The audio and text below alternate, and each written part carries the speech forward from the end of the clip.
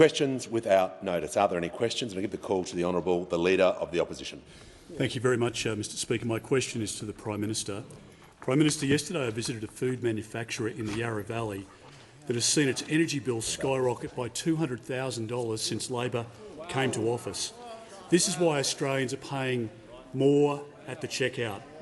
Given that not a cent of the Prime Minister's so-called energy bill relief fund has gone to a single small business or family, why is Labor ignoring the suffering caused from the ongoing cost of living crisis? The order. The Prime Minister will be heard in silence. He has the call. Thanks, Mr Speaker. It is indeed the one-year anniversary of the member for Hume's decision to hide energy price rises. You acted to hide price rises. We acted to shield families from them. We acted to shield families from them, and you voted against it. You voted against it. You voted against shielding families. Voted against shielding small businesses. And Claire Savage, the chair of the Australian Energy Regulator, said this about the DMO: "It's much lower than where we were fearing. It could have been last September, October. A lot of what we have seen in the price increases today have been driven by unreliable coal plants, so outages and very high fossil fuel prices. So that transition to clean energy is critical to bringing down prices." Mr Speaker, those opposite voted against direct bill relief to those Australians who need it most. They voted against price caps that have already had an impact on price increases. They opposed the safeguard mechanism, their own policy. They took 4 gigawatts out of the grid and only put 1 gigawatt back in. They announced 22 energy policies and didn't land a single one. And the louder they yell, the more embarrassed they are by their own performance. The louder they yell, the more embarrassed they are, Mr Speaker. We on this side of the House gave those opposites an opportunity last December to stand with, not just with the federal Labor government, but with the New South Wales Liberal government and vote for lower prices. The Prime Minister will pause. Has the Prime Minister concluded his answer? Give the order. There is far too much noise on my left. The member for Fairfax. I want to hear from the member for Canberra. Thank you, Speaker. My question is to the Minister for Employment and Workplace Relations. What impact have the Albanese Labor government's policies had for women wanting to work full-time? The call to the Minister for Employment, Workplace Relations and the Minister for the Arts. Thanks very much, Mr Speaker, and I thank the member for Canberra for the question and acknowledge the member for Canberra's strong advocacy wanting to remove the barriers that make it harder for women who want to work full-time to be able to take up that opportunity. Under the Albanese Labor government, more Australian women are now getting into full-time work than ever before. Our first 12 months of government delivered the strongest jobs growth for any new Australian government, 330,000 jobs, but a record high number of women are joining the workforce too, 163,900 more in the last 12 months. If you look at the total figures of this jobs boom over the last 12 months and think that these figures involve 4 different categories: men working full-time, women working full-time, men working part-time, women working part-time. And across that full set, 57% of the new jobs are women working full-time. 57%. Now, you don't get a change like that through some coincidence. You only get a structural shift like that because there are structural shifts happening in the rules for work in Australia. This government created the opportunity which allowed more women who wanted to work full-time to do so when it made those changes. When it delivered stronger gender pay equity laws, it delivered more options for women. We delivered more options for women wanting to work full-time when we backed pay increases, including the 15% pay increase in the aged care sector, a heavily feminised sector. When we stood in last year's annual wage review and this year's annual wage review for a real wage increase for low-paid workers. where we have stood against all the arguments and excuses that we dealt with for years and now are in the process of implementing all 55 recommendations of the Respect at Work report. This government created more options for women who want to work full-time when we passed laws to make childcare cheaper and more accessible for 96% of Australian families, when we delivered the biggest boost to paid parental leave since the scheme was introduced by Labor in 2021. When you change the law to remove the barriers, you start to get the figures that we're now seeing. When you change the laws to provide flexibility in the workplace, you start to find that many women who wanted to work full-time, who previously couldn't, now can. And as we work towards legislation later this year, where we remove further loopholes to create a workplace situation which makes it easier for people to get into the workforce, we'll continue to see a change of government, meaning a change of opportunity for women wanting to work full-time. Order. I want to hear from the Deputy Leader of the Opposition. In silence. My question is to the Prime Minister. On 97 occasions before the last election, the Prime Minister promised to reduce every Australian's power bill by $275. But the government's own budget papers say that power prices will rise by 10%. And last week, the energy regulator said that on July 1, prices will rise by as much as 25%. Prime Minister, how on earth can power prices rise by 25% but fall by $275? Give the call to the Prime Minister. Thanks very much, Mr Speaker. Order. I thank the member for her question, and I note that the member voted against energy price bill relief. Voted against it in this chamber.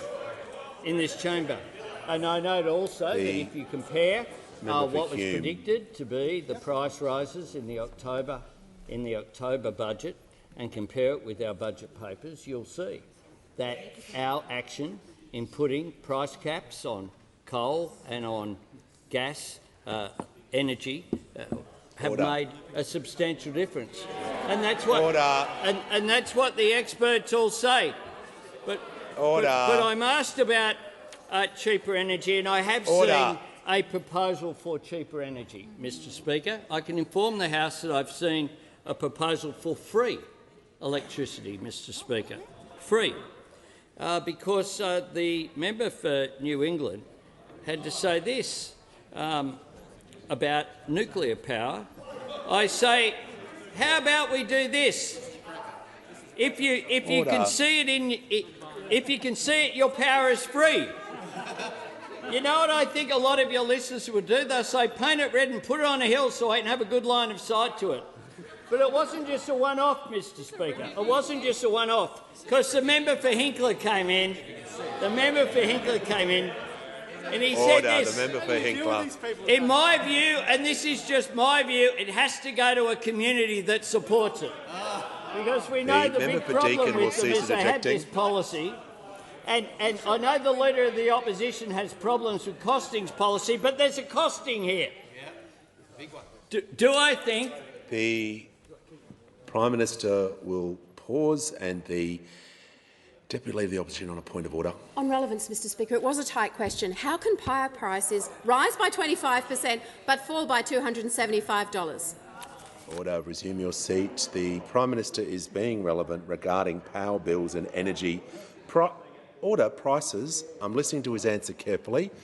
In continuation, the Prime Minister has the call. Thanks very much, Mr Speaker, because this quote's a cracker about how things can cost something but apparently be free. Because in spite of the fact the Leader of the Opposition doesn't believe in costing policies, here's one. Do I think there are communities out there that want a $10 billion facility? There's a costing for you. $10 billion for a small nuke plant, and potentially want to get free electricity for everyone who lives inside of that nuclear reactor? So there you go. It's going to cost $10 billion, but the energy's free. Why didn't we think of that? Keep order. The Treasurer will cease interjecting, and so will the Assistant Treasurer. So I can hear from the Member for Aston. Thank you, Speaker. My question is to the Treasurer. What are the impacts of the global inflation challenge, and how is the Albanese government's budget and economic plan helping to address price pressures in our economy? Order. The Treasurer has the call. Thanks very much, Mr Speaker, and can I thank the member for Aston for her question, and also can I thank her community for sending someone of her character and calibre to work with us on their behalf here in the People's House of the Parliament. Order. Mr Speaker, we know that a lot of Australians are under the pump. We know that inflation remains the biggest challenge facing our economy, and it's the main focus of the Albanese government's economic plan. That's why we delivered a responsible budget so that the government isn't adding to inflationary pressures in our economy. And that includes returning 87% of revenue upgrades across 2 budgets to the budget bottom line. It's why we showed spending restraint. It's why we have gone about managing the budget in a responsible way. And it's why we've designed our cost of living relief, whether it's cheaper medicines, cheaper early childhood education, energy bill relief, to help people under the pump without adding to the inflation challenge in our economy. Our cost of living package will directly reduce inflation by 3/4 of a percentage point in 23/4 and not add to broader inflationary pressures in our economy. This is the point that the Treasury Secretary was making in Senate estimates earlier today. Now, Treasury's advice is that our fiscal policy is working with monetary policy to tackle inflation in the near term. Secretary Kennedy said at the estimates hearing today that fiscal policy was contractionary, that monetary policy, when it comes to monetary policy, it's important that fiscal policy doesn't make that job any harder, and I don't believe it is in this budget. He talked about the net effect of the budget being of the cost of living package to lower headline inflation, and lowering headline inflation is a useful outcome, let alone for the people who are suffering from those higher prices at this time. So we think that net effect is a downward impact on inflation. He said later on, we don't believe the budget as a whole is inflationary or adding to inflationary pressures, Mr Speaker. Now, Mr Speaker, given the choice between taking the advice of the Treasury Secretary or taking the advice of the member for Hume, I think we made the right call. I think we made the right call, Mr Speaker. Now, as this side of the House understands, the primary causes of the inflation challenge are pressure on our supply chains combined with a war in Ukraine. We know that headline inflation peaked in quarterly terms under those opposite, and we know in annual terms it peaked below most major advanced economies, lower than the UK, US, Italy, Germany and Canada. Now, tomorrow, Mr Speaker, we receive the monthly CPI indicator from the ABS, and we know that this is a volatile measure. It can bounce around from month to month, as the Secretary said today. But we do know that the peak in inflation is behind us. We've seen some moderation since last year, and while it will be higher than we'd like for longer than we'd like, it's continued to moderate over the year and years ahead. We take seriously, Mr Speaker, our responsibility to people doing it tough, and the budget reflected that. Order. Give the call to the honourable member for McKellar. Thank you, Mr Speaker. My question is to the Minister for Home Affairs. Last year, former Victorian Police Commissioner Christine Nixon was commissioned to investigate Australia's migration system. In your own words, that system is currently being used to facilitate some of the worst crimes that can be conducted, such as human trafficking and sex slavery. It was promised that this report would be made public before the last budget. My question is, why hasn't the report been released publicly yet, and when will it be released? Thank you. The Minister for Home Affairs and the Minister for Cybersecurity has the call. Thank you, Speaker. And can I really genuinely thank the member for McKellar for this question. She's right. There are some absolutely terrible things that we inherited in the immigration system, and there is a very large volume of work occurring on this matter at the moment. If I can just give the parliament a little bit of context, we arrived in government a year ago to find the immigration system in an absolute mess. We had 1 million unprocessed visas in the system. We had an explosion of low-wage temporary migration that we saw under the Leader of the Opposition when he was running this portfolio. And as the member points out, we had clear evidence that this system was being used to facilitate terrible crimes that I don't think anyone in this parliament would defend. And the worst of those were instances of human trafficking and sexual exploitation, and this broken migration system was right at the heart of those crimes being committed. right under the nose of the Leader of the Opposition, who sits opposite me. Now, there is an enormous amount of work underway to address these concerns at the moment, so it wasn't just the Nixon review, although I'll speak to that in just a second. We asked Australian Border Force to stand up a new task force to address some of these issues, Operation Inglenook. Operation Inglenook has been enormously successful. They have done somewhere just over 50 major disruptions of incidents where they believe that some of these issues are present in Australia at the moment. They've stopped people at the border, they have cancelled visas, they've dealt with a number of very shoddy migration agents who we know are at the centre of this problem, so there's been some very good practical action. But of course the system itself has facilitated this, and that's why I asked Christine Nixon, who is probably the toughest cop that certainly we've seen in Victoria, to look at this review. I'd like to just acknowledge her work. It's been very much of assistance to the government in thinking about how we're going to address these issues. So the government is actively considering the recommendations of the review at the moment. We will release the review and the government's response to that review shortly.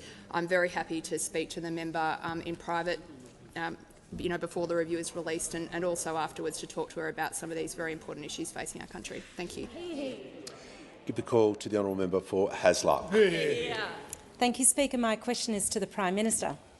How is the Albanese government working with the Government of Western Australia to deliver real benefits and a better future for Western Australians?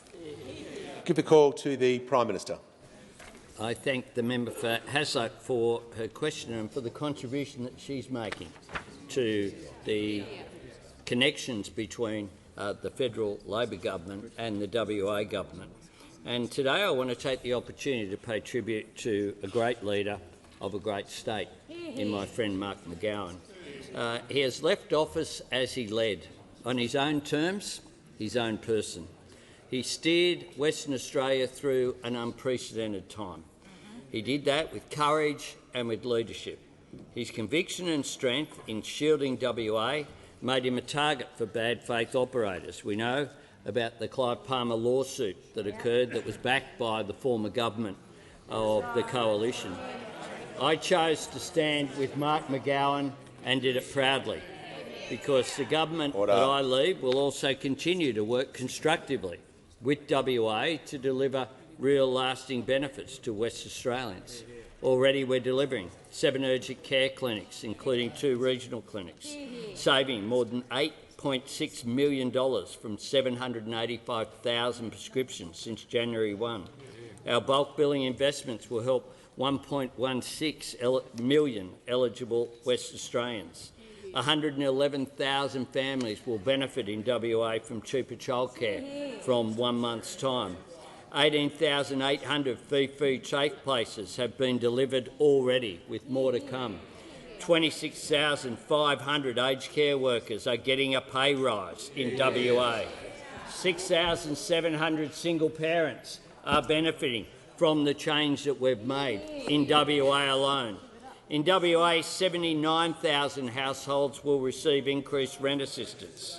498,000 households are eligible for a $350 rebate on their energy bills, something opposed by those opposite. $2.8 billion has been provided for infrastructure, including the Tonkin Highway, the Pilbara Ports and Metronet as well. 132,000 homes in WA alone will benefit from full fibre NBN access. 380,000 small businesses with an annual turnover of $10 million will increase their instant asset write-off asset threshold to $20,000. And around 90,000 small businesses will receive bill relief of $650 from the 1st of July. Mr Speaker, we will continue to work with the WA government. My government had a full cabinet meeting in Port Hedland and will have one in coming months in Perth. We understand that to represent the whole nation, you have to actually deliver for the whole nation, and we are delivering for Western Australia. Call to the member for Hume. Thank you, Mr Speaker. My question is to the Prime Minister. UBS data shows that in the last month alone, the price of Vegemite has increased by 8%, peanut butter by 9%, yoghurt has increased by 12%. Having promised to take responsibility, Will the Prime Minister apologise to Australians for failing to take pressure off inflation, meaning Australians will pay more at the checkout? Order. There's far too much noise. I'm going to ask the member for Hume to restate the question because I couldn't hear it. There is far too much noise on my left. I want to have complete silence so these questions can be heard. Delighted to repeat the question to the Prime Minister. I give the call to the member for Hume, who will be heard in silence. My question is to the Prime Minister. UBS data shows that in the last month alone, the price of Vegemite has increased by 8%, peanut butter by 9%, and yoghurt has increased by 12%. Having promised to take responsibility, will the Prime Minister apologise to Australians for failing to take pressure off inflation, meaning Australians will pay more at the checkout? Give the call to the Prime Minister. Thanks very much, Mr Speaker, and I thank the Shadow Treasurer for the question. He seems incapable of asking a question of the Treasurer, and they of course spent their budget estimates last week asking the big questions about what T-shirts people were wearing and all the other nonsense that they carried on with. Opposite. Members on my right. Mr Speaker, this is the paradox of the Shadow Treasurer. Lightweight but dense. Lightweight but dense, Mr Speaker. The fact is that when you look at Australia's performance, he's asked about inflation. Well, he should know, because the CPI jumped 2.1% in the March 2022 quarter on his watch, the largest quarterly rise this century. The notable price rises in the quarter included automotive fuel 11%, beef 7.6%, vegetables 6.6%, fruit 4.9%, and non-durable grocery products 6.7%. That's what occurred. And then the Prime Minister will pause, who is referring to the prices of goods, which was included in the question about Vegemite and butter and yoghurt. The peanut butter. Order. Order. The member for Page. The manager. The Shadow Treasurer on a point of order. Well, relevance, Mr Speaker, is a very specific question asking the Prime Minister to take responsibility. The Prime Minister is being relevant because the question at the end said about Australians paying more at the checkout, and the Prime Minister is giving detailed information about goods and services at the checkout. That is relevant to the question. He could not be more relevant. Give the call to the Prime Minister. In the 12 months to March quarter 2023, the Shadow Treasurer likes to talk about the G7. He thinks we're a member. But when you have a look at what the G7 countries and you compare us with them, the fact is I'm asked about food. And of the G7 countries, this is where they're at. Canada, 10.5. France, 15.6. The Deputy Germany, and the Shadow Treasurer will cease Italy, interjecting. 13. UK, 18.1. United States, 9.9. Every single one of those countries has higher food inflation. You can't be more specific than this, than Australia. Every single one, Australia's performance has been better at. And I note that at the National Press Club, the Shadow Treasurer was asked, why was inflation something that was out of the Coalition's control but is now, as you say, able to be controlled by Labor, especially given the war in Ukraine is still going? What was his answer? It said it all. Well, the key to answering that question is that we're not in government, Labor is now. Order. Says it all about this lightweight Shadow Treasurer. Order. Order. Members on my right will cease interjecting. The member for Hume, if he continues to interjecting, will be warned. So I can hear from the member for Bennelong. Thank you, Mr Speaker. My question is to the Minister for Climate Change and Energy. How will Australians benefit from the Albanese Labor government's action on energy prices? What has been the response to the government's action, and what approaches has the government rejected?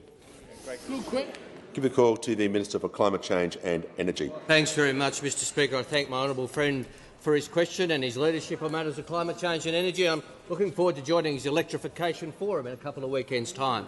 But, Mr Speaker, in relation to our energy relief plan, I'm happy to report to the honourable member that in our home state of New South Wales, for example, increases of 40% that were predicted have now, for those households which have received our rebates negotiated with the states, has changed to an 8% reduction, Mr Speaker, from a 40% increase to an 8% reduction, which on average for a family in New South Wales equates to $843, the impact of our intervention of relief.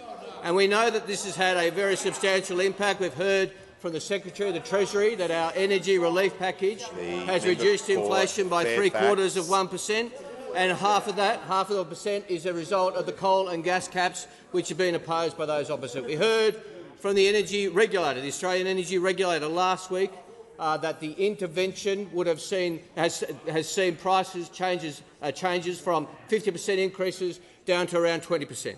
And we've seen also AEMO note the impact of the government's intervention, the impact of our intervention to reduce power price rises. I'm asked if we have rejected any alternative approaches, and we have. The approach from the Leader of the Opposition, who said at APIA he would rip up this intervention, that he would repeal it. Now, why would a Leader of the Opposition possibly do such a thing?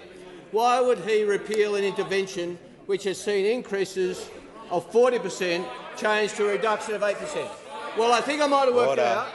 I think the Leader of the Opposition has been receiving poor advice from his shadow minister. His shadow minister was on Sunday agenda and he was asked about these price rises. And at first he denied them.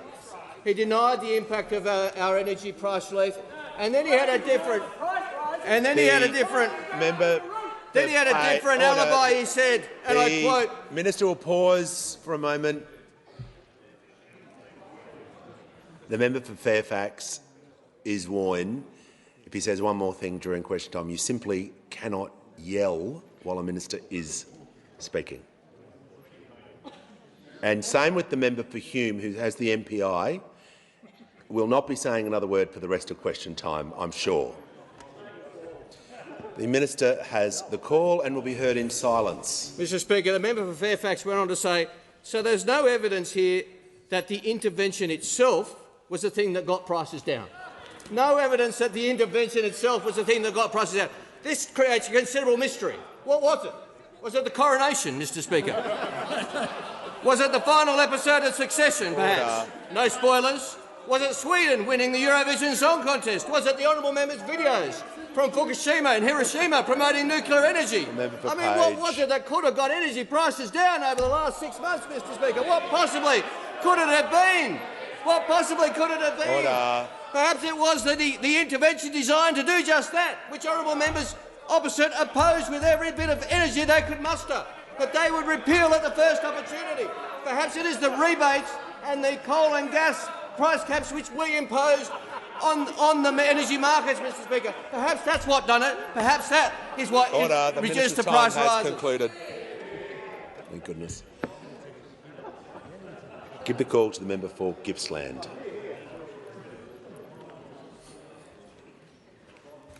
Thank you, Speaker. And my question is to the Prime Minister. And I refer to his answer in question time last Thursday, where he said, and I quote, "Through the National Reconstruction Fund, we specifically set aside funding to support the forestry industry." Prime Minister, how does the National Reconstruction Fund support timber workers and their families in the native hardwood timber industry? The call to the order. Order. Members on my left. The Minister for Industry and Science has the call. Order. Members on my left. The member for Deakin is now warned. The Minister for Industry and Science has the call. Thank you, Speaker, and thank you for the member for Gippsland for the question.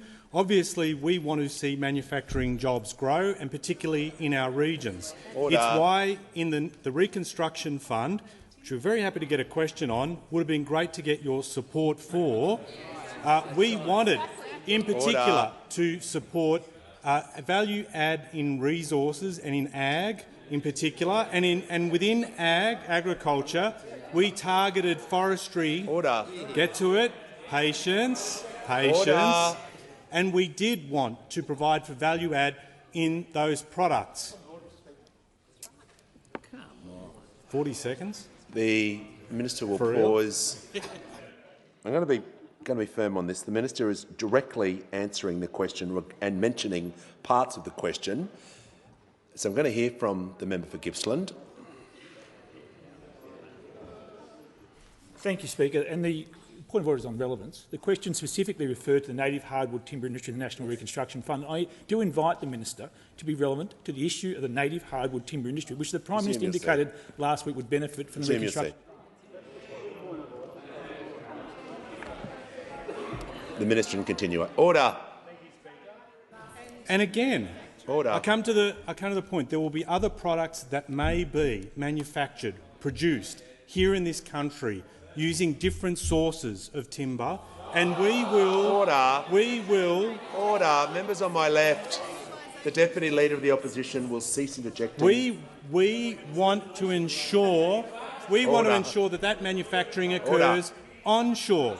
Now, it's a bit rich, Speaker, for them to suddenly come here and ask what the Reconstruction Fund will be able to do for regional communities when they never, ever backed the fund, never prepared to back manufacturing and were not prepared to engage in this. We will be able, either from a variety of different sources, either native hardwoods through to plantation, if there are products where we want to be able to value add and produce those products here onshore, we want to support that. It would have been nice to get their support.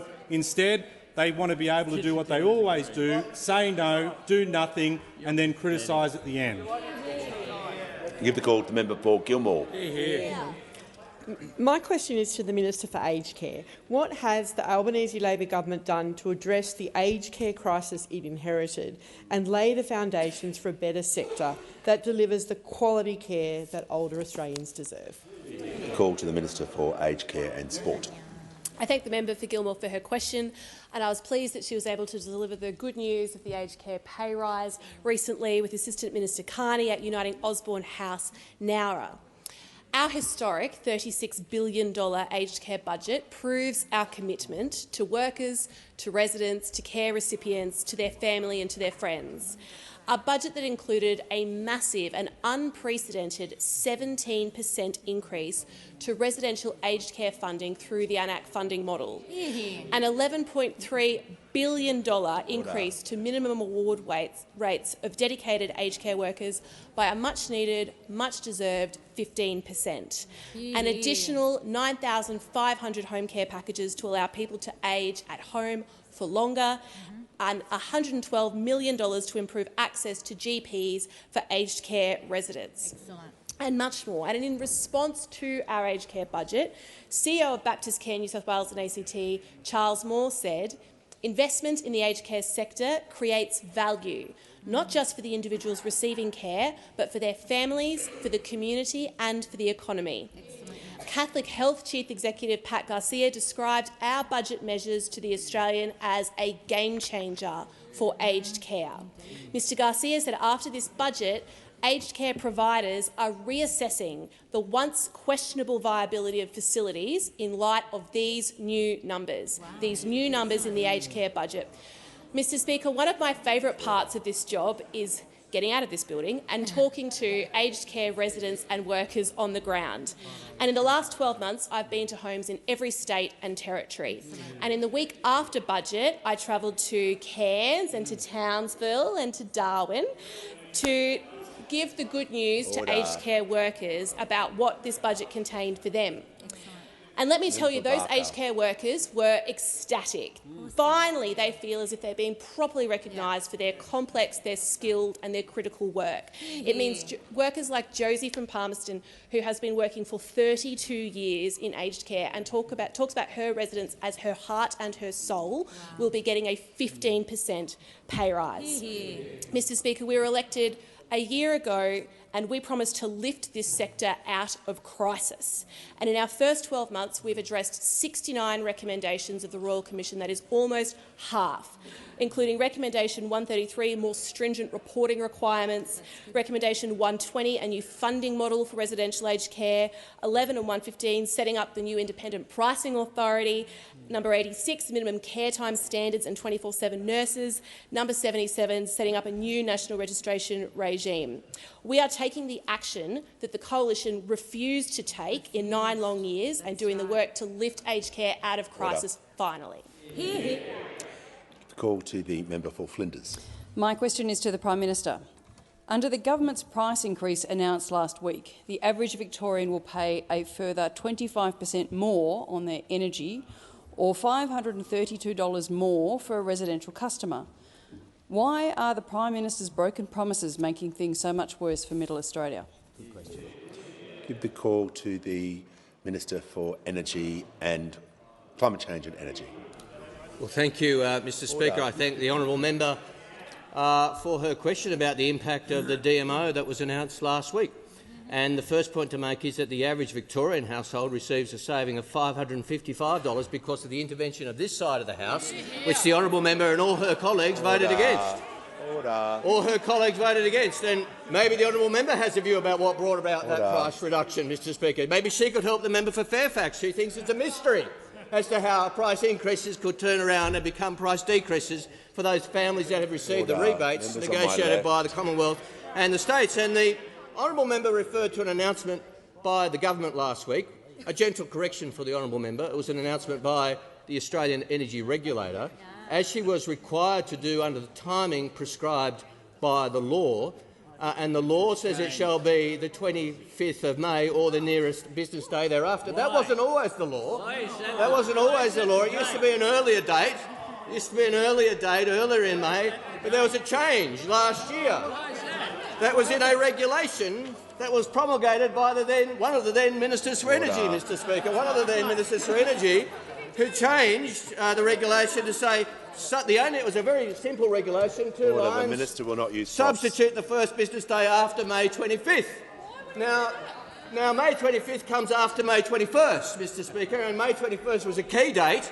And the Minister for Energy then did not want the 20% energy price rises to be made public to the Australian people before May 21st, because he knew the Australian people would have a view about that at the ballot box. So if honourable members opposite are going to ask this side of the House about energy prices, they might want to have a little word to the member for Hume and ask him why he changed the law of this country to hide price rises before the last election.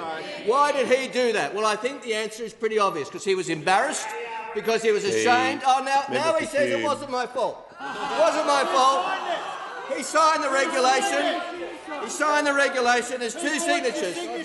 There's 2 signatures. Order. The minister will pause. Order. The Leader of the Opposition. Order. The Leader of the Opposition. Point of order. Thank you very much, Mr. Speaker. Well, it's on relevance. Australians are hurting at the moment, and this minister is trying to tell them that their power bills are going down when they know that they are going up and up and up. The Leader of the Opposition has a lot of latitude, but that is an abuse of standing order. I'm just going to bring the minister back to relevance to the question. He's referring to power prices, and I'm just asking him to continue. Thank you. Thank you, Mr. Speaker. And the DMO last week was issued in accordance with the law, not the law that was changed by this side of the House, but the law that was signed by the previous minister. Only 2 signatures, his own and the Governor-General's. We don't blame the Governor-General. We blame the previous minister. Now, that is the fact, Mr. Speaker. They hid price rises. They were not honest with the Australian people. We have been clear with the Australian people that energy prices are under pressure around the world. Governments around the world are intervening, including this government, and we're intervening against the wishes of those opposite. The member for Hume, I did gently remind him before that if he continues to interject, he won't be here, which means the MPI won't continue. I can't be any clearer than that. So that means no more interjections for the remainder of question time. Okay. I give the call to the member for Fremantle. Thank you, Speaker. And my question is to the Minister for the Environment and Water. How is the Albanese Labor government... No, the member will resume his seat. When questions are being asked to ministers, I have been through this many times. It is not a time to groan, to give comment. It is to be in silence so I can hear the question. For some reason, when certain ministers are asked, there's always an audible groan. It is not going to continue. Otherwise, I'll take action. So we're just going to start it again so I can hear from the member for Fremantle without commentary of who the question is to.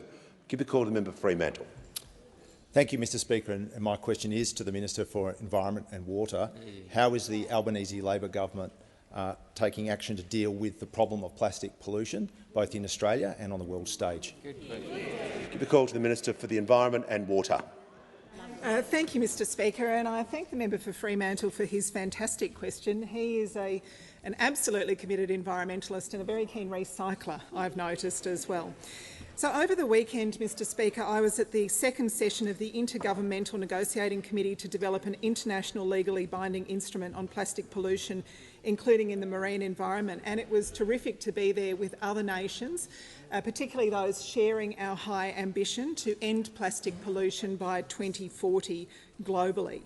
Plastic production, of course, is a strong contributor to greenhouse gas pollution. The pollution itself is bad for the environment, and of course it's also bad for human health. And it's a global problem. Pacific nations account for only about 1.3% of plastics use, but there is a floating plastic island of garbage in the Pacific that is about 3 times the size of France as those currents wash the rubbish into the ocean.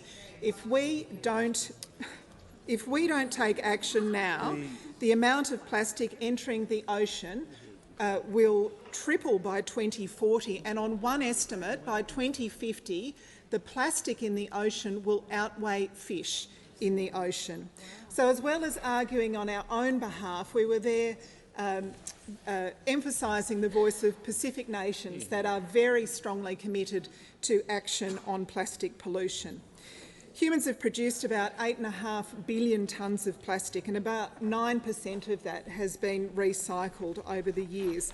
The rest has been burned, it's gone into landfill, or it's escaped into the environment where it lasts for thousands of years, sometimes into the oceans, filling up the gullets of seabirds, choking animals, starving them, or drowning them. But it also has impacts on human health. We're seeing microplastics and the chemicals from plastics turning up in human bloodstreams, in organs, in breast milk, in the placenta. In fact, the average Australian ingests about a credit card's worth of plastic a week. So, under the previous government, Australia made an admirable commitment to recycle 70% of our plastic packaging, but we have been stuck at 16% for 4 years. We have to do better. That's why we're investing in recycling infrastructure. We will almost double our recycling capacity by 2025. We're reforming the regulation of packaging by 2025 with the states and territories. We're backing the CSIRO's program to end plastic waste and working with the chief scientist on circularity. We're seeing the CEFC and the National Reconstruction Fund investing in recycling and remanufacturing. We're stepping up to get supermarkets to deal with the problem of soft plastics that has so troubled Australians. We're regulating the recycling of solar panels and electronic goods as well. Has concluded. Give the call to the member for Curtin. My question is to the Minister for Science and Industry. Leading AI experts and industry leaders have warned that unregulated AI development presents profound risks to society and humanity. Last month you said you'd asked the National Science and Technology Council to think through what the implications are and how government should respond. But this is urgent. With every passing month, AI becomes more embedded in our economy and harder to regulate. When will we actually see AI development regulated in Australia? The call to the Minister for Industry and Science. Speaker, and thanks to the member for Curtin. And I know that you take a deep interest in these things and also the application of technology for good, having visited OncoRes with you and the work that they're doing on cancer detection and the use of technology in that way to make a difference in people's lives. And clearly, we want the safe and inclusive uptake of technology, particularly when it comes to artificial intelligence. Having been developed since the 50s, we've seen an accelerated development in the last few years, and when it comes to generative AI, notably around ChatGPT, we've seen that since its versions released through November through to now. That's obviously started to make people think about what other impacts there could be across a range of different fields. Now, the government did ask, or through the Prime Minister, the National Science and Technology Council, to look at the growth of generative AI, particularly the use of large language models, and that work has been done. The government is also considering across whole of government how we are able to ensure that we get the best out of these technologies, but that we also recognise the risks and we curb them where we can. And so, for example, a few weeks ago we released our updated list of critical technologies, which highlighted AI, both in the category of providing an uplift for benefit, but also the things that do need to be managed.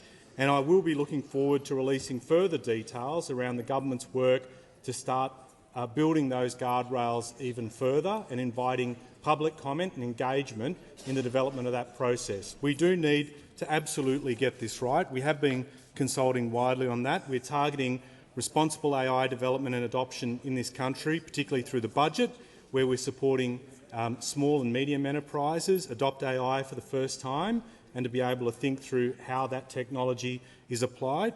We also provide additional funding, Member for Curtin, for the National AI Centre, and they're setting them on a sustainable footing, but also growing initiatives like the Responsible AI Network, again bringing business, government, academia together to think through all these issues. So there's other work that's being done by Minister Gallagher as the Minister for Public Service, working on guidance around generative AI adoption. My colleagues, Minister Rowland and the Attorney-General, they've got important oversight of relationships between generative AI, online harms, privacy and copyright. So again, we're working on these issues and we'll be announcing further steps very soon. Give the call to the honourable member for Lingiari. Thank you, Mr Speaker. My question is to the Minister for Indigenous Australians. During Reconciliation Week, what can Australians do to promote reconciliation? Give the call to the Minister for Indigenous Australians. Thank you, Mr Speaker, and thank you to the member for Lingiari. Like all of us here, I'm sure she saw the beautiful First Nations art projections on the front of Parliament House last night and the avenue of flags, of those three flags flying. Be a voice for generations. That's the theme for this year's Reconciliation Week. It's a call for all of us to be a voice for reconciliation in tangible ways in our everyday lives, because the defining moments of our history have been when ordinary Australians have put their shoulder to the wheel of history and pushed it forward, and in doing so made Australia a better place. The 1938 Day of Mourning, the 67 referendum, Wave Hill, Mabo, the Apology to the Stolen Generations, the 1997 Reconciliation Convention, the walks over bridges, the Redfern speech, and of course the Uluru Statement from the Heart. Everyone can make an act of reconciliation, and sometimes it's actually the humble moments that make the biggest difference. By telling the truth of our past, by finally recognising Aboriginal and Torres Strait Islander people in our Constitution, by giving a voice to Indigenous Australians, because the truth of our history is that Indigenous Australians have been left behind. We all know the indicators: the 9 years gap in life expectancy, the widening gap in infant mortality, lower rates of high school completion, and our young people robbed of their potential, languishing behind bars in a justice system that has let them down. It isn't good enough. Something has to change, and change for the better. In the coming months, there will be important conversations around dinner tables, the pub and coffee breaks, because this year there will be a referendum to recognise Aboriginal and Torres Strait Islanders in our Constitution through a voice. And we have everything to gain and nothing to lose by voting yes at the referendum later this year. Australians know in their hearts the time is now. We want a more united Australia, a more reconciled Australia, and there is no better time than Reconciliation Week to start having those conversations, and for all of us to be a voice for generations. Now is the time for all Australians to put their shoulder to the wheel. The call to the Manager of Opposition Business. My question is to the Prime Minister. I refer to his answer last Thursday where he told the House the National Reconstruction Fund was an example of how his government is supporting timber workers. Given his government did a deal to specifically exclude the native hardwood timber industry from accessing the fund, did the Prime Minister mislead Parliament? Order. Give the call to the Prime Minister. Thank you very much, Mr Speaker. I'm pleased to get that question. They voted against the National Reconstruction Fund. They voted against it. And in that, the member's question he just asked, are we supporting timber workers? You bet we are. Absolutely. You bet we are. Order. And that's why we have, as part of the National Reconstruction Fund, $500 million for value-adding in agriculture, forestry, fisheries, food and fibre. That's why we have that. That's why we have that. Order. Now, the Victorian government have made a decision. They have made a decision to end native forest logging, and that is a decision for them. Order. What we are doing is making sure that we provide an avenue for increased investment in forestry through the National Reconstruction Fund. Gippsland that is very important because the member may be unaware, but around 90% of our forest products now come from plantations timber. Yep. We want to see more plantation forests and we want to see more jobs. We're investing $300 million to grow plantations, modernise our timber manufacturing infrastructure. Prime Minister will order. The member for Gippsland is now officially warned. Will not interject anymore. The Manager of Opposition is on a point of order. Point of order is on relevance. The question was very specific about the native hardwood timber industry. Is it supported under the National Reconstruction Fund? That was the question. The question was about the National Reconstruction Fund supporting timber workers. The Prime Minister is talking about the issue and also the National Reconstruction Fund. So I'll listen carefully to his answer to make sure he's being relevant, but at this stage he is in order. He has the call to continue for the remaining time. And apparently, according to those opposite, there aren't any timber workers in the sustainable forestry industry. That'd be news to the suppliers of Visy. That'd be the news to the workers of Tumbarumba. That'd be news to all those who work in the industry. Now, we on this side of the chamber brought forward a fund of $15 billion. Those opposite, of course, voted against it, like they vote against everything. They don't like being called the no-alition, so I won't do that. But the fact is that they vote no to everything, Mr Speaker, including the National Reconstruction Fund. Call to the honourable member for order. The Deputy Leader of the Opposition is now officially warned. It applies to both sides of the chamber when questions are being asked that be heard in silence without interruptions or interjections. I want to hear from the member for Lyons in silence. Give him the call. Thank you, Speaker. My question is to the Minister for Skills and Training. How is the Albanese government working to give Australians the skills and training they need for secure and rewarding employment, and particularly in rural and regional Australia? And what's the response been to the government's policies? Call to the Minister for Industry The Minister for Skills and Training. Well, thank you, Speaker. I'd like to thank the member for Lyons for his question, and it was great to catch up with the Sorell Council Mayor and others in his electorate only a month ago, as we talked about how you supply skills to local economies. I mean, these are not just macro decisions. They need to be granulated, and you need to work out ways to do so in local communities. And, of course, we understood the massive skills deficit we inherited upon election. That's why we responded quickly to announce 180,000 fee-free TAFE and VET places, 150,000 of which are already filled, I'm happy to say. And of course, when you're making decisions to invest in education and training, you do need to have the right advice. And by creating Jobs and Skills Australia and accompanying Jobs and Skills Australia with 10 tripartite Jobs and Skills Councils, you actually get real economy insight into what is needed now and into the future. And for that reason, that creation of JSA and councils really does provide the advice that government needs, that industry needs, to invest in education in areas of existing and future demand.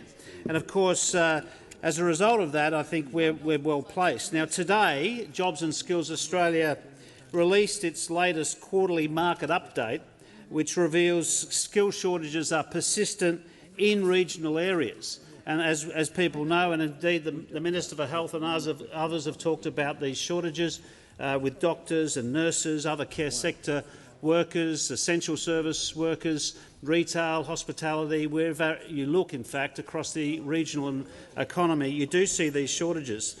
And therefore, it's absolutely critical that higher education and the VET sector supply skills to the labour market, and does so in areas like regions and rural communities. Now, that's why I'm happy to say of the 180,000 places, 150,000 filled, 48,000 of that 150,000 are filled by people in regional and rural communities. And that's absolutely critical. Nearly 1/3 of all of the 150,000 places are filled by people in regional and rural communities. Now, there is more to be done, but we'll continue to focus with states and territories, with industry to do so. But I just want to make the point that in the member for Lyons electorate, a person enrolling in a Cert 3 agricultural course doesn't have to find $2,500 to enrol in that course because of fee-free TAFE. That's why it's so important that we remove cost barriers to education and training in areas of demand. And in doing so, we provide the skills that workers need, we provide the skills that businesses are crying out for, and we provide the skills that our economy demands. Call to the member for Fowler. Thank you, Mr Speaker. Prime Minister, you are a strong supporter of local government. Federal assistance grants used to be distributed to help the most disadvantaged local council communities based on the CEFA index. Fairfield Council in Fowler is rated as number 1 by the index. However, the previous New South Wales Liberal government changed the definition of disadvantage, resulting in funds being diverted to more favourable seats. What will your Labor government do to fix this inequity so that funding is prioritised for disadvantaged communities under CEFA? I'll hear from the Prime Minister on a point of order. Yeah, just with respect to the member for Fowler, that would appear to be a question about the actions of the former New South Wales Liberal government, and that is certainly not within my authority to change, nor is it in my authority to speak on behalf of the New South Wales government, current government. I may just allow the member for Fowler to rephrase the question, understanding Order 98. We just need to make sure the question is relevant directly to the Prime Minister's responsibility, i.e. what he's responsible for. If another level of government or government has made a determination, the Prime Minister or Minister is not responsible for that decision. So I'll just allow the member for Fowler to perhaps rephrase the question to make it either directly relevant to the Prime Minister or the Minister responsible. So I'll rephrase that. So you're a strong supporter of local government. The federal assistance grants used to be distributed to help the most disadvantaged local council communities based on the CEFA index. So Fairfield Council in Fowler is rated as number 1 by the index. However, what will the federal government do to ensure that funding will be allocated appropriately to local governments to prioritise disadvantaged communities under CEFA? The question's in order, and I'll call the Prime Minister. I thank the member for Fowler for her question, and I'm, to be frank, not aware of some of the details that she raises with regard to local government funding and changes that were made by, I think the member suggested, the former New South Wales government.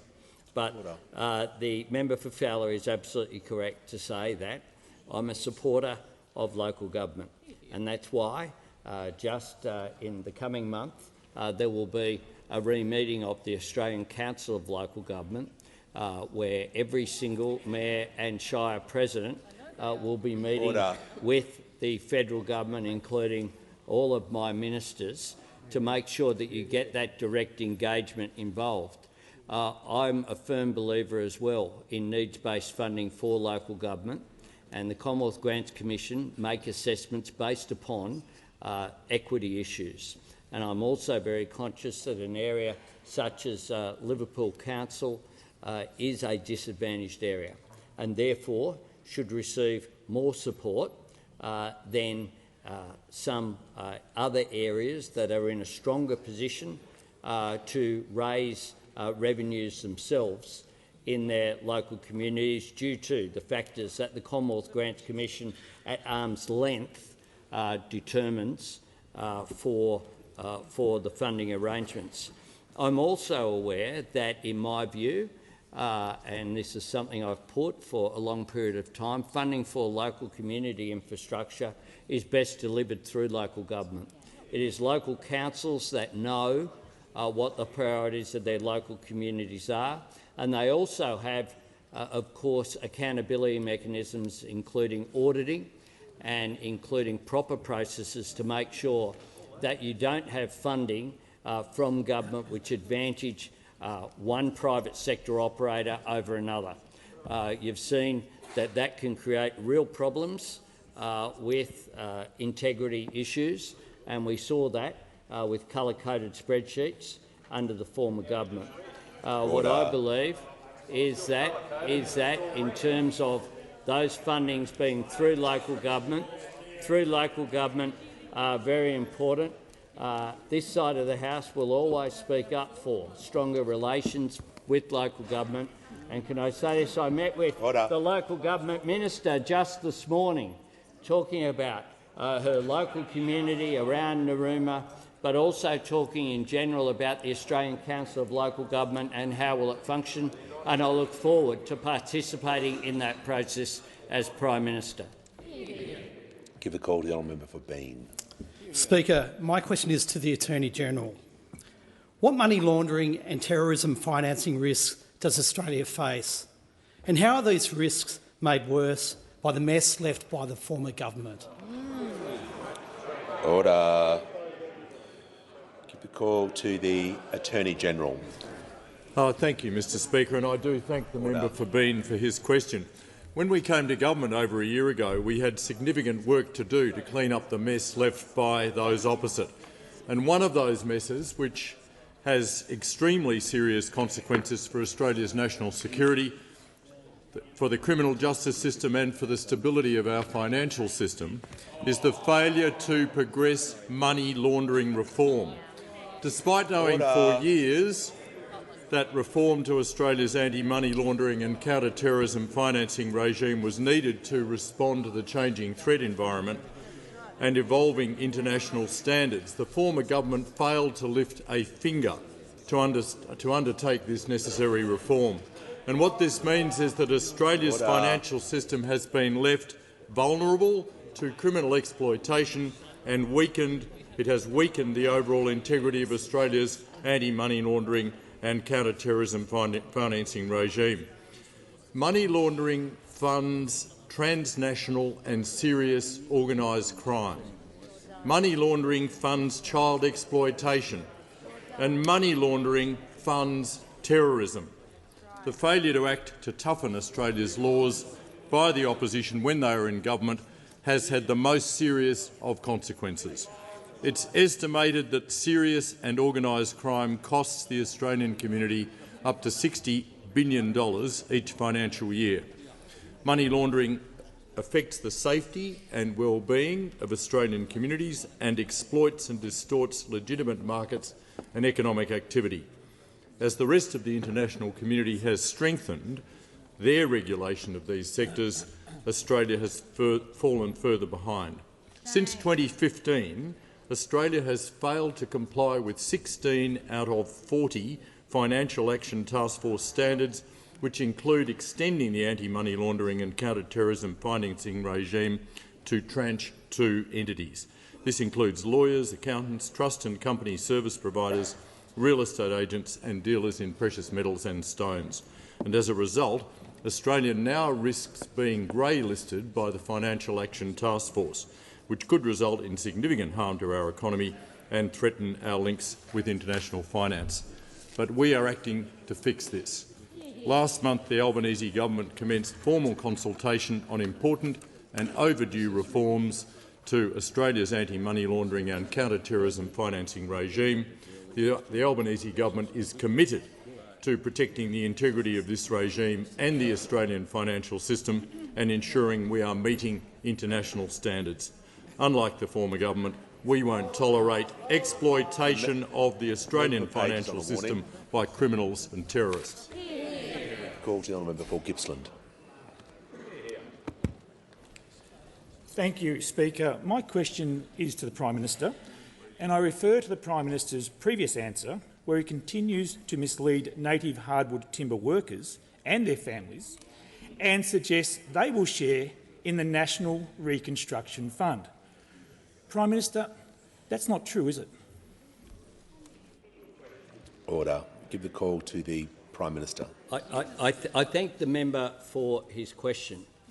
And I think I say to the member, this is directly what I said. You don't get to verbal someone through a question. Here is the House of Representatives.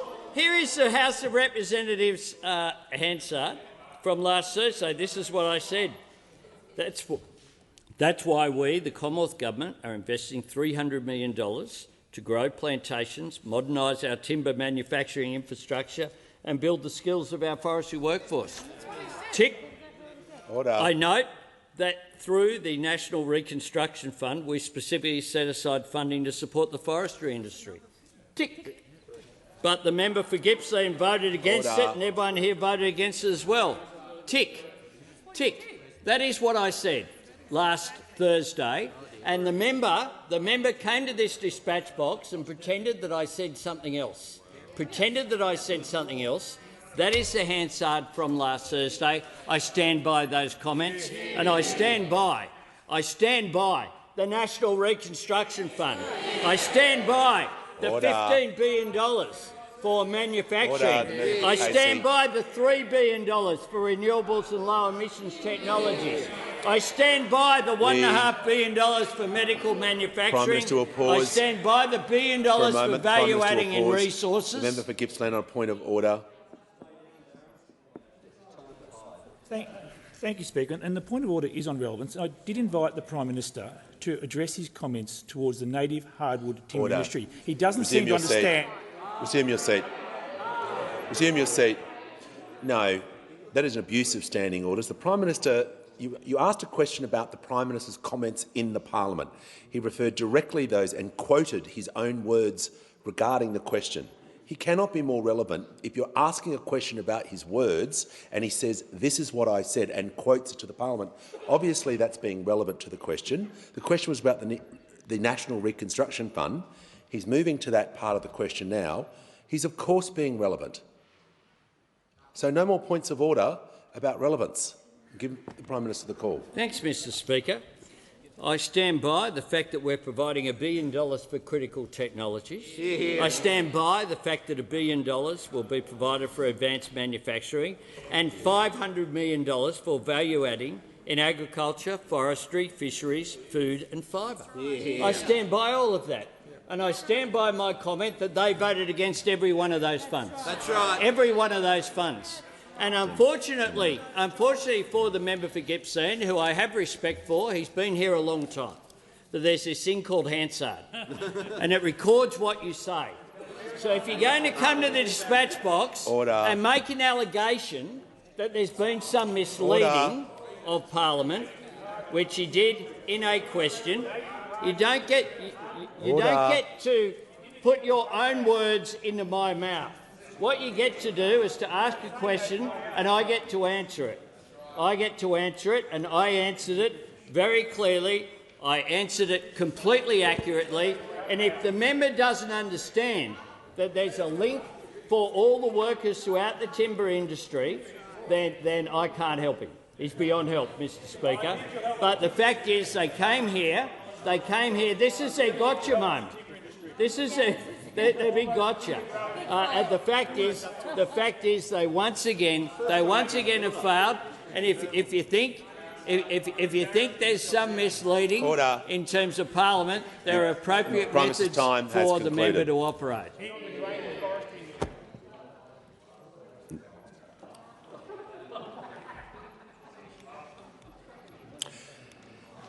Give the call to the member for McNamara. Thank you very much, Speaker. My question is to the Minister for Housing and Homelessness.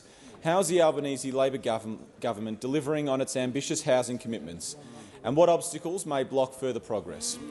Give the call to the Minister for Housing, the Minister for Homelessness and the Minister for Small Business.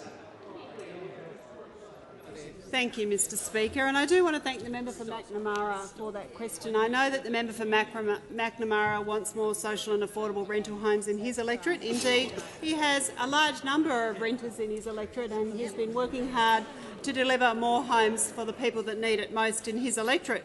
We do know that too many Australians are finding it difficult to find a safe, affordable place to call home. But, Mr. Speaker, over the last 12 months, our government, the Albanese Labor government, has helped more than 50,000 Australians into home ownership. This includes more than 6,000 through our regional first home buyer guarantee that we brought forward, Mr. Speaker. And, of course, we're making changes in July to expand the criteria for this. Members on my left, Member Deakin's on a warning. If he says one more thing, he'll leave straight away. Continually interjecting on this, Minister, and it has got to stop. Now. Thank you, Mr. Speaker. And we're making changes on the 1st of July to expand the program so that more Australians are eligible. Of course, we unlocked immediately the $575 million to build more social and affordable rental homes. And indeed, we have homes under construction today because we made that decision. In our first budget, the National Housing Accord, which includes funding for another 10,000 affordable rentals to be matched by the states and territories with another 10,000 affordable rentals. In the most recent budget, of course, we committed an additional $2 billion in financing for more social and affordable homes and changes to the build-to-rent to get more homes on the ground more quickly, Mr. Speaker.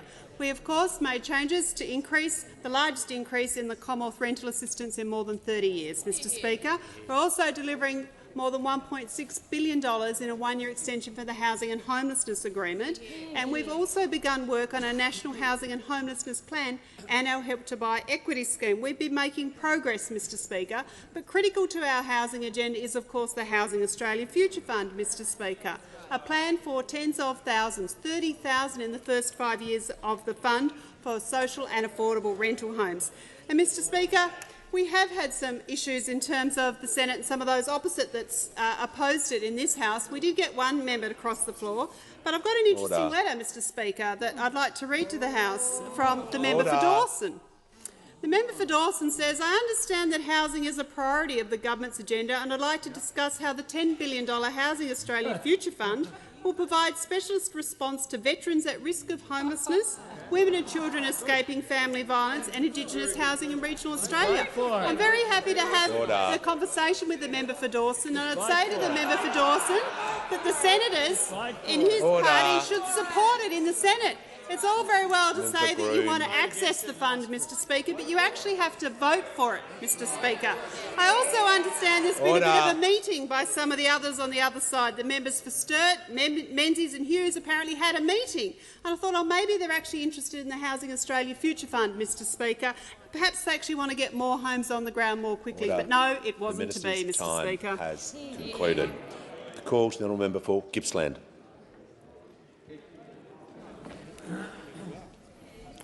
My question is to the Prime Minister.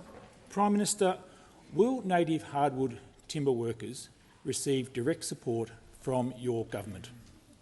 The call to the Prime Minister. Thanks, Mr.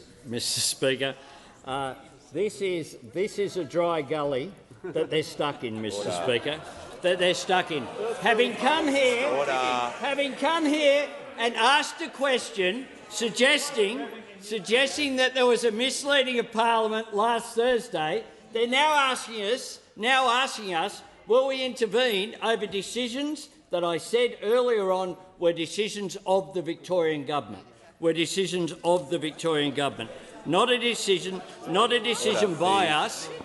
Prime Minister is 30 seconds into his answer. He can pause for a moment so I can hear from the Leader of the Opposition on a point of order. Thank you very much, Mr. Speaker. This was a very tight question, given your recent and previous rulings. There's no wriggle room or the ability for the Prime Minister to have this confected outrage. He needs to answer the question specifically, because it goes to his conduct in this chamber. Order. I'll hear from the Leader of the House. Order. I'll hear from the Leader of the House.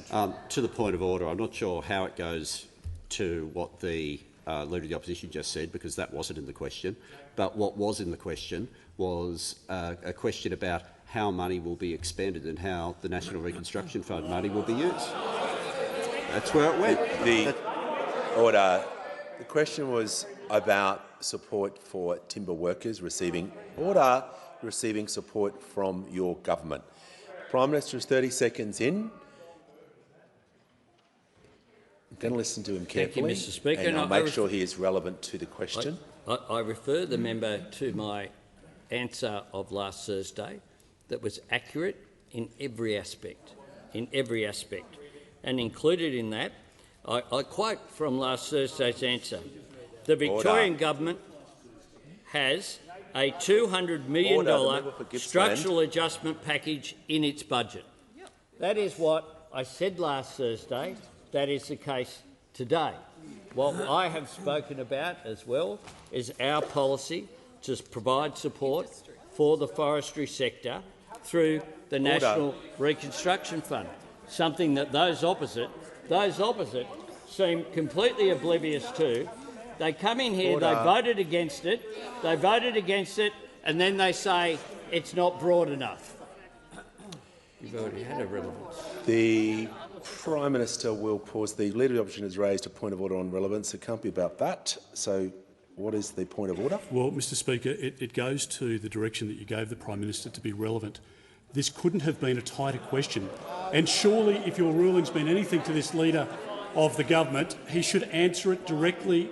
It didn't allow for this ambiguity. It didn't allow for this rant and rave. Resume your seat. Resume your seat.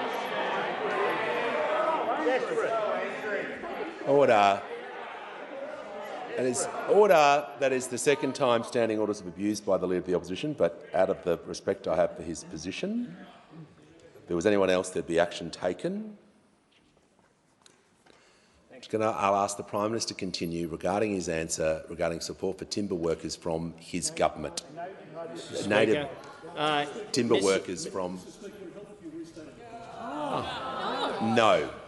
The Prime Minister... I know what the question is. I'm trying to listen to the Prime Minister, and I'm going to make sure he's relevant to the answer, and he has the call. Thanks, Mr. Speaker. He's very angry, Mr. Speaker. He's very angry. He can't help himself.